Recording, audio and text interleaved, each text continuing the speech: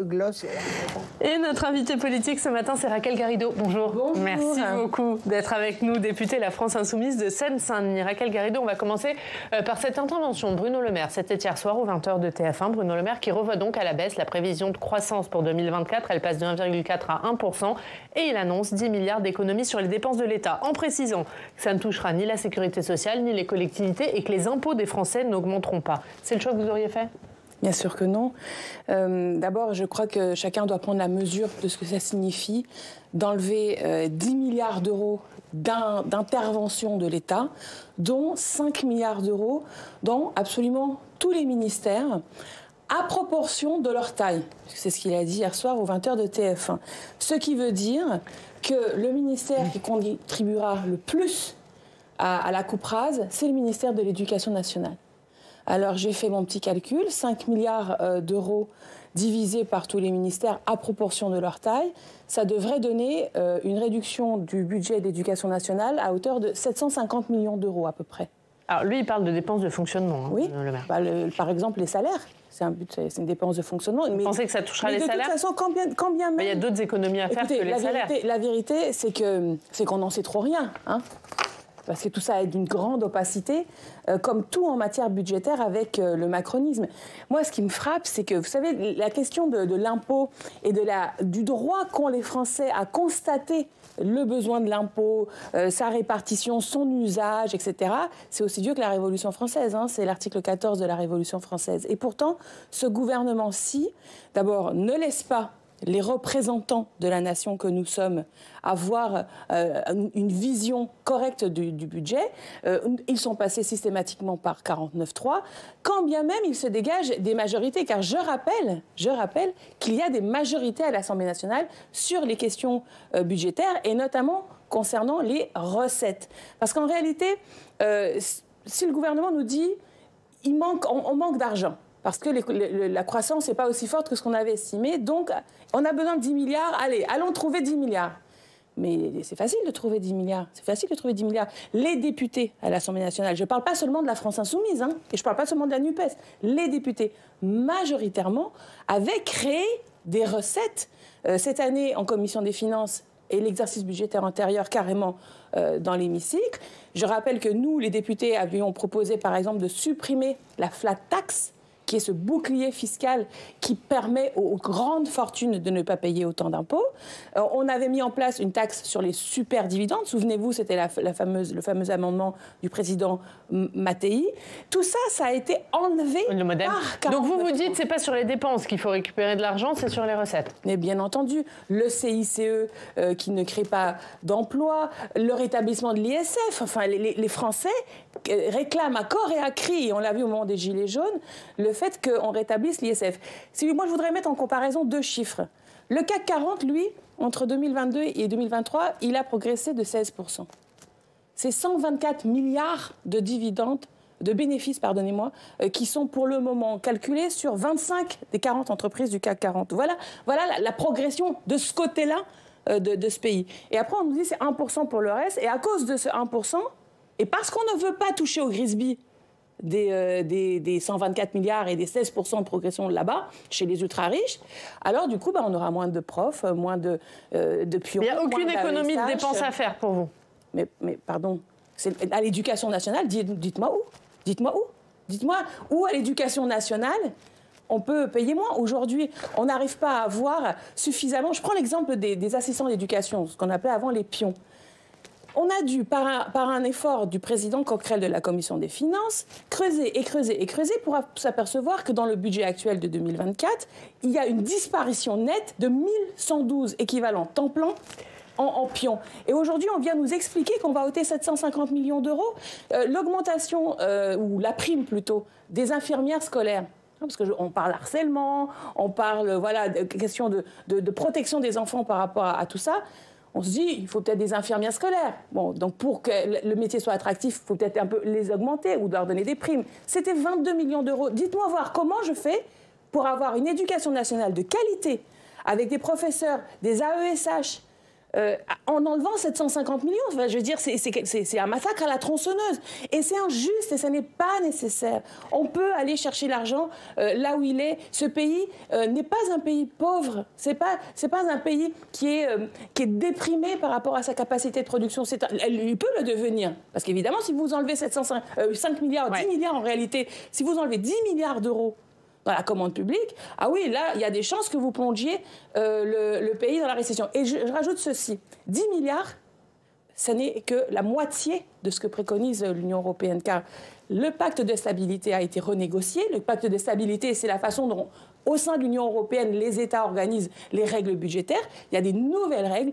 Et Manon Aubry, qui est donc la présidente du groupe de la gauche, nous a expliqué au Parlement au Parlement européen, oui, que si effectivement nous appliquons ces nouvelles règles, c'est 24 milliards d'euros par année qu'il faudra enlever. Donc là, il y a besoin vraiment que nous, les Français, on reprenne le pouvoir souverain sur le budget. Voilà, c'est nous qui payons les impôts, c'est nous qui déterminons les recettes, c'est-à-dire qui paye. Et aujourd'hui, le macronisme, c'est en fait un grand paradis fiscal pour des personnes qui ont un problème de patriotisme.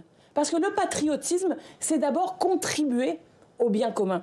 Quand on ne vit que pour soi-même, quand on ne vit que pour s'enrichir soi-même et les autres... Mais tout le monde, ça faisait partie des propositions de Jean-Luc Mélenchon, que tout le monde contribue un peu à l'impôt. Est-ce que pour vous, tous les Français doivent payer l'impôt à hauteur de leurs moyens? Mais madame, bien sûr, mais surtout ils le font déjà. La TVA, le plus gros c'est pas évident, pardon, il n'y a que la moitié des Français qui payent l'impôt sur le revenu. D'accord, sauf que l'impôt sur le revenu, c'est une partie en fait minoritaire des recettes de l'État. Mais est-ce que tous les Français doivent payer l'impôt sur le revenu à hauteur de leurs moyens? Bien sûr, et dans une grande progressivité, nous avions défendu 14 tranches d'imposition, etc. Mais surtout, il faut arrêter avec l'idée que certains payent et pas d'autres. La TVA, c'est la TVA qui est le plus gros poste de recettes fiscales. Donc à partir du moment où tout le monde paye la TVA, ça veut dire que tout le monde paye de l'impôt.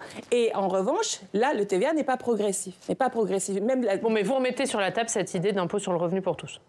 Non, c'est pas ça. Ça, c'est vous qui l'avez remis sur la table. Non, c'est pas moi. Ça faisait partie des propositions de Jean-Luc Mélenchon. Est-ce qu'il faut les remettre sur la table? Là, oui, mais là, selon moi, je vous ai parlé. C'est rétablir l'ISF. C'est supprimer le CICE, c'est ôter la flat tax, c'est créer la taxe sur les superdividendes. Voilà déjà 4 premières mesures. C'est pas ça. C'est que si vous voulez, quand on sera au gouvernement, parce qu'on finira bien par y arriver, on fera la grande révolution fiscale qui effectivement prendra en charge la question de l'impôt sur le revenu. Mais aujourd'hui, le souci, pardonnez-moi, j'ai aucune confiance en Bruno Le Maire ou les macronistes.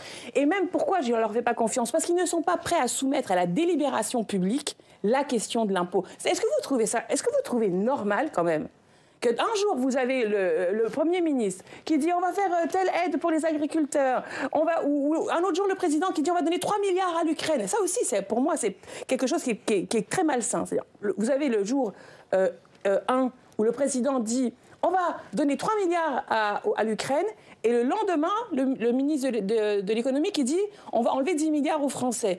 Donc, s'ils avaient envie de générer dans la société française un refus en fait de l'aide à l'Ukraine, parce que c'est comme ça qu'ils présentent les choses.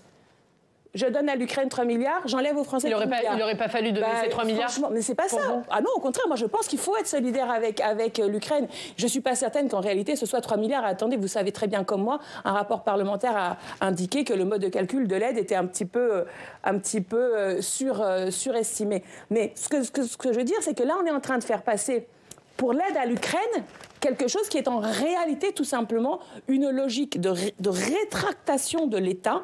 Et sauf que l'État, c'est pas à eux. L'État, c'est pas à Macron. L'État, c'est aux Français. En fait, l'impôt, c'est nous. L'État, c'est nous. Et il y a toute une démarche, je pense, de réappropriation civique de souveraineté.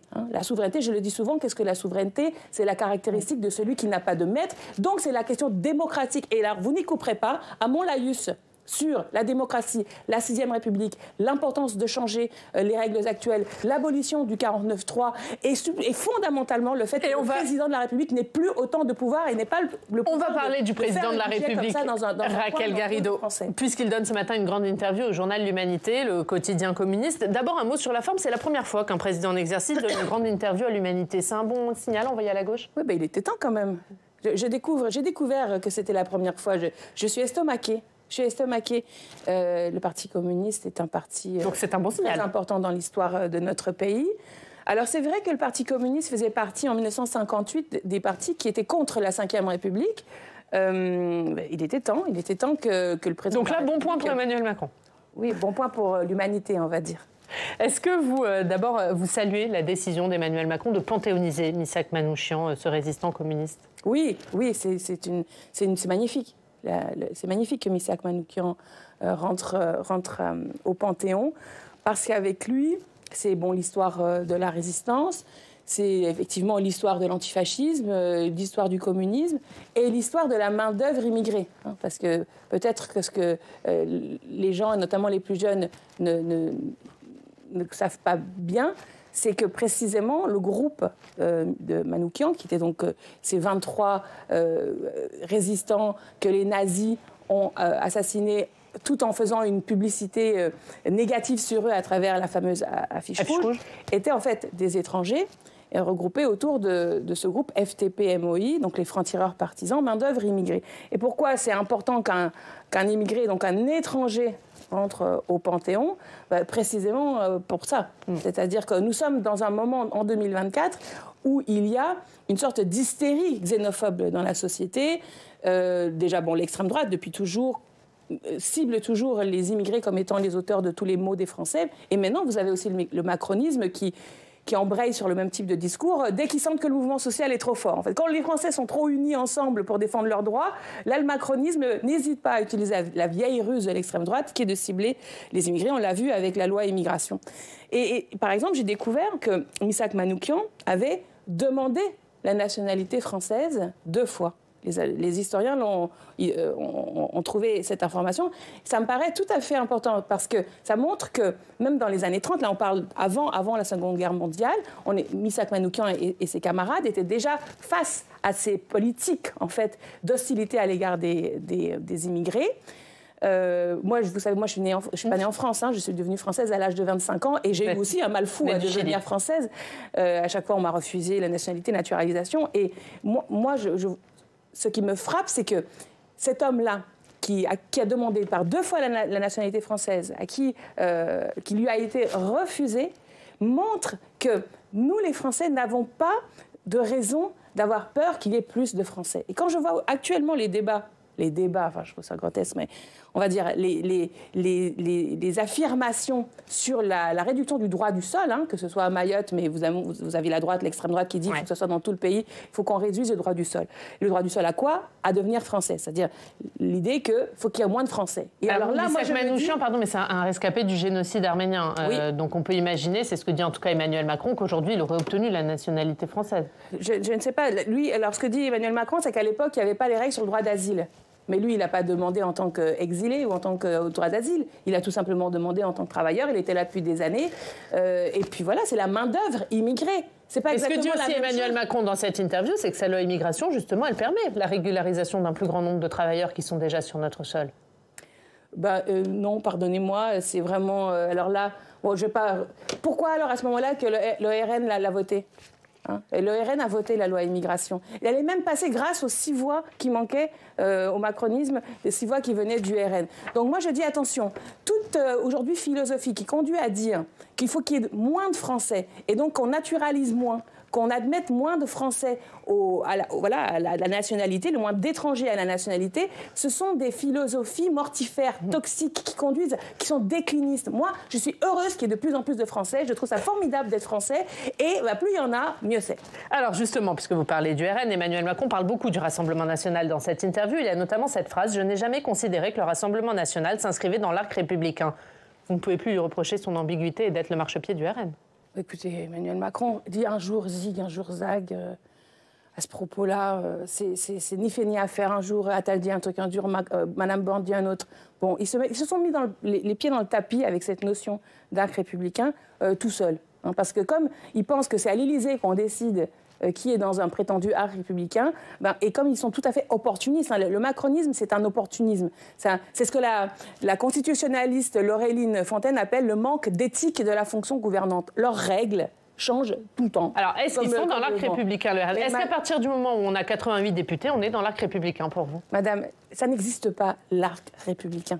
C'est une notion qui était conçue par les macronistes pour justifier des alliances avec l'extrême droite et pour essayer de diaboliser la France insoumise. Voilà, donc tout le monde comprend maintenant que c'était fake, c'est fake news. Là, il dit le contraire, il dit qu'il ne met pas un signe égal entre les deux extrêmes, que le RN n'est pas dans l'arc républicain. Sur la France insoumise, je vais vous citer ce qu'il dit. J'estime que par leur position, certaines personnalités de la France insoumise combattent les valeurs de la République. Qu'est-ce que vous dites de ça ? Parce que, évidemment, c'est faux. Que, pour moi, par exemple, prenons un principe républicain. Eh bien, le fait que les Français doivent constater l'impôt, la souveraineté populaire, c'est le premier des principes républicains. La concentration du pouvoir entre les mains d'un seul est, par nature, contre-républicain. C'est pas ça ce que disait Emmanuel Macron. Je me doute bien qu'il ne visait pas ça, parce que, évidemment, ça remet en cause l'exercice par lui-même de la fonction présidentielle. Donc voilà, il y a un degré de maturité en France, je pense, par rapport à ces notions républicaines. Non mais alors, il y a la phrase d'Emmanuel Macron, mais par exemple, quand vous voyez que la famille de Robert Badinter refuse que la France insoumise soit présente à l'hommage national, est-ce que ça vous interroge pas sur ce que votre famille politique représente aujourd'hui ? D'abord, c'est une humiliation personnelle. C'est très triste pour moi. C'est horrible. C'est horrible. Vous êtes senti humilié ? Mais bon, alors... Moi, je suis pour le débat. Je suis pour le débat, même vif. Je suis pour le débat, même vif. Et je suis prêt à écouter et à répondre à toutes les contradictions qui sont faites et les critiques qui sont faites à l'égard de la France insoumise. Pour certaines, d'ailleurs, sur lesquelles je suis moi-même d'accord, pour certaines. Pour d'autres qui sont d'une extrême mauvaise foi. Mais dans la mesure où on est dans un moment d'obsèque, un moment d'hommage, de toute façon, on ne peut pas répondre. Vous voyez bien qu'on n'est pas dans le moment du débat même vif. Mais est-ce que du coup, c'était pas un peu indécent d'aller contre la volonté de la famille et d'être présent à cet hommage national ? C'est pas ça le sujet. Un peu quand même. Non, alors non, le sujet n'est pas ici. Le sujet, moi je veux bien avoir une controverse intellectuelle, même avec Elisabeth Badinter, qui par ailleurs est une femme qui est une militante. Enfin, je dirais, elle milite au Printemps républicain. C'est pas d'aujourd'hui qu'elle a une opposition avec la France insoumise. Mais c'est pas le moment. Vous voyez bien qu'il y a un moment... Mais c'est pour ça que je vous demande si ça ne vous interroge pas sur ce que représente aujourd'hui la France insoumise. Mais je pense que la France insoumise, aujourd'hui, c'est quoi ? C'est d'abord le premier parti de gauche. C'est l'outil politique dont se sont dotés les Français pour passer l'ère de la social-démocratie, l'ère du hollandisme. À gauche, nous n'avions avant que cet outil-là. Eh bien, les Français ont dit non. En fait, c'est plus Hollande. Voilà, Cazeneuve, Valls et tout ça. Ça, c'est dehors. On veut une nouvelle gauche. Bon, ça confère des responsabilités. Ça confère, selon moi, l'obligation absolue morale de vouloir conquérir le pouvoir à gauche sur des idées émancipatrices, redistributrices, protectrices de l'environnement et plutôt que l'extrême droite. Voilà le moment dans lequel nous sommes. Donc, je suis pour tout faire pour éviter les diabolisations. La diabolisation, c'est le pire qui puisse nous arriver, parce que ça veut dire que les gens ne regardent plus les programmes. Les moments électoraux... Est-ce que vous-même, au sein de la France insoumise, vous n'êtes pas victime de cette diabolisation ? Vous êtes encore mise à l'écart. Ça fait 4 mois. Ça prendra fin le 7 mars, vous me le confirmez ? Le 6 mars, normalement, oui. Il y aura un avant et un après ? Vous reviendrez députer la France insoumise comme vous l'étiez il y a avant 4 mois ? Mais madame, là où je suis, là est la France insoumise. Je dirais, je suis insoumise, peut-être même plus que d'autres. Donc ça, c'est pas le sujet. Moi, je pense que... C'est le sujet sur les méthodes quand même de votre parti. Est-ce que vous y êtes encore à l'aise aujourd'hui ? Je veux aujourd'hui profiter de ce moment démocratique qui est l'élection européenne. Parce qu'une élection...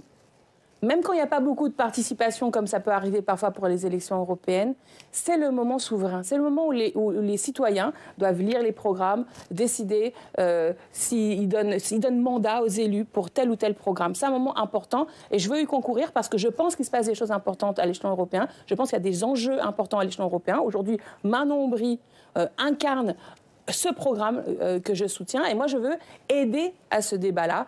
Est-ce que oui ou non il faut élargir l'Union européenne ? Est-ce que si on devait gouverner aujourd'hui et que l'Union européenne nous impose par exemple un pacte de stabilité qui nous oblige à avoir 24 milliards d'économies par an, est-ce qu'on l'acceptera ? Est-ce qu'on désobéira ? Moi je suis pour désobéir. Voilà, je suis pour qu'on incarne l'aspiration démocratique à tous les échelons. Bien sûr à l'échelon de mon parti, vous l'avez dit, mais bon, je l'ai beaucoup dit, mais surtout à l'échelon du pays. La 6e 6e République, il faut ôter les pouvoirs. Et sur l'après-européenne, Raquel Garrido, sur l'après-européenne, est-ce que vous discutez avec le PS, avec les Verts, avec le PC pour construire une autre NUP, vous, sans Jean-Luc Mélenchon? Non, là, j'ai pas besoin de construire une autre NUP. Je suis une députée NUPES. C'est-à-dire que quand les électeurs sont venus mettre un bulletin Raquel Garrido dans l'urne, dans la circonscription que j'ai arrachée à Jean-Christophe Lagarde, qui était le président de l'UDI, eh bien les gens ont approuvé un programme, qui était le programme qui ressemble beaucoup à l'Avenir en commun. C'était en gros, comme je le disais tout à l'heure, tourner la page de la social-démocratie et du hollandisme, et une stratégie de rassemblement. C'est les deux pieds, en fait, de la NUPES. La stratégie de rassemblement, actuellement, elle est en souffrance. Il faut se le dire. Bon, mais pas le programme. Bon, donc moi, je veux continuer à être utile et je considère que c'est mon mandat, c'est l'éthique. C'est l'éthique de mon mandat d'être fidèle à cela. Et j'essaie de le faire vivre, notamment avec le groupe de travail sur la 6e République que je copilote. Et nous sommes maintenant, par rapport à ce groupe de travail, dans une phase dans la société. Nous avons réalisé un grand meeting au Théâtre des Jazets la semaine dernière avec les collègues. 500 personnes, le Théâtre des Jazets plein. Et nous continuerons. J'irai à Grenoble, j'irai en Dordogne. Dans ma propre circonscription, je fais des auditions populaires sur la démocratie qui viennent se rajouter aux auditions parlementaires. Je vais continuer ce travail car il est important. Merci Raquel Garrido, merci beaucoup. Merci à vous d'avoir été notre invitée ce matin. On passe au Club des Territoires.